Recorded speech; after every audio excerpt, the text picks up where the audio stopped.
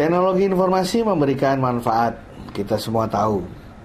Tapi yang banyak kita tidak concern adalah artinya sejalan dengan adanya manfaat, maka menyertainya pula sejumlah risiko.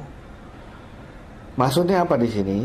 Maksudnya adalah bayangkan sebuah bank yang bisa mendapatkan begitu banyak fee melalui ATM-nya. Artinya teknologi informasi memberikan value bagi bank tersebut. Tapi bayangkan jika tiba-tiba jaringan ATM tersebut mati. Berapa besar pendapatan perusahaan yang mestinya diperoleh pada masa-masa itu menjadi hilang. Nah, kejadian ATM mati itu adalah sebuah risiko yang harus dihadapi. Oleh karena itu, seyogianya bagi para pengelola teknologi informasi di organisasi harus mempertimbangkan faktor risiko ini pula. Memang risiko tidak bisa dihilangkan, tetapi bisa dikelola. Bagaimana caranya? Ada 6 hal yang harus dimiliki oleh organisasi. Hal pertama yang namanya IT Risk Management Framework, yaitu suatu kerangka untuk memahami ada di mana posisi IT, ada di mana posisi risikonya, dan bagaimana cara mengelolanya.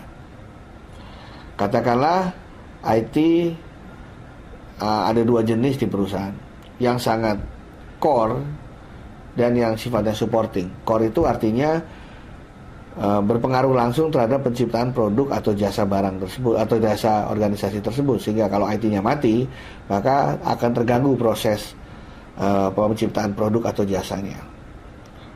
Kemudian yang satu yang supporting, yang tidak begitu berpengaruh. Sehingga dalam kerangka tadi dia akan digambarkan bahwa risiko akan menghantui atau risiko yang harus difokuskan adalah terkait dengan IT yang sifatnya core tadi. Nah, di sana pun masih bisa dibagi lagi. Risiko mana yang dianggap sebagai risiko besar, menengah, dan kecil. Jadi kerangka ini sebenarnya memperlihatkan di mana posisi risiko IT terhadap kelangsungan bisnis perusahaan. Barulah kedua yang dilakukan yang namanya the establishment of risk context. Risk context itu artinya adalah perusahaan mencoba melihat seberapa besar exposure dari risiko tersebut terhadap perusahaan. Ada suatu risiko yang kalau terjadi benar-benar akan membuat perusahaan itu kolaps. Misalnya, bayangkan perusahaan semacam penerbangan di mana radarnya memakai IT dan tiba-tiba radarnya dihack gitu ya. Wah, kita tahu persis betapa bahayanya itu, bisa menyelamatkan jiwa manusia. Artinya bisa membuat jiwa manusia melayang dengan percuma kalau ada orang yang mengendalikannya. Atau sebaliknya misalnya IT-nya juga itu berada di dalam sebuah instalasi nuklir atau alat-alat senjata militer, dan tiba-tiba bisa dimasuki penyelundup hacker dari jarak jauh, bisa mengendalikan instalasi militer tersebut. Tentu saja ini adalah risiko yang tidak bisa ditolerir, yang impact-nya bisa sangat tinggi. Tapi ada juga mungkin risiko yang biasa-biasa saja, misalnya lampu mati, ya, atau ada misalnya gempa bumi, tapi kita memiliki cadangan di tempat lain servernya. Jadi pengaruhnya mungkin si medium atau kecil. Nah, semua konteks ini harus dilihat untuk memastikan bahwa organisasi tahu persis risiko mana yang benar-benar harus dijaga atau harus dikelola karena dapat membahayakan perusahaan. Ketiga, baru yang namanya event identification. Apa itu? Organisasi mencoba mendaftarkan sebanyak-banyaknya event-event atau kejadian-kejadian yang tidak diinginkan yang bisa terjadi. Tidak peduli apakah event itu kejadiannya probabilitasnya kecil, sedang, atau besar, pokoknya di list.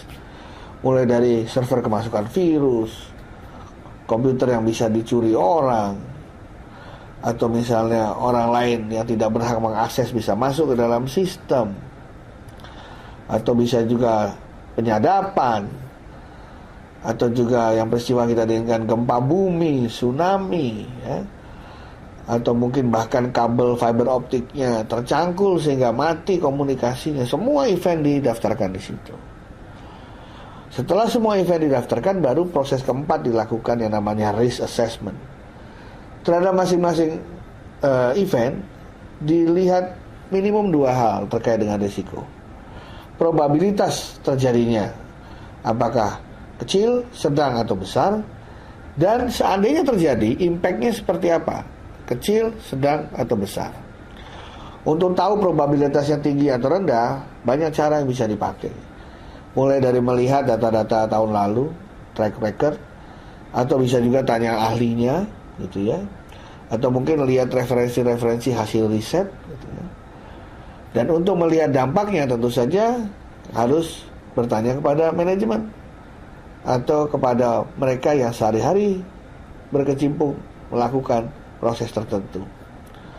Intinya adalah di situ bahwa risiko yang probabilitasnya mungkin atau yang kemungkinan terjadinya besar, dan kalau terjadi impactnya besar, itu harus yang nomor 1 difokuskan atau dikelola atau dimitigasi.